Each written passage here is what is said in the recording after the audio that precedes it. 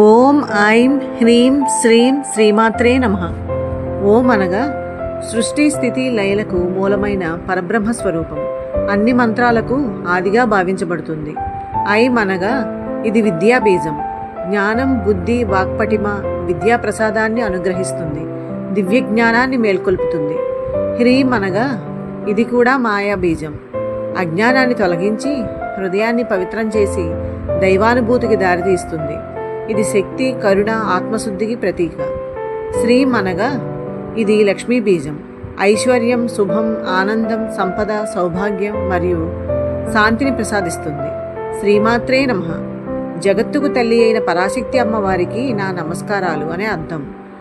ఇక్కడ మాతృస్వరూపిణీ దేవిని భక్తితో నమస్కరిస్తున్నాం.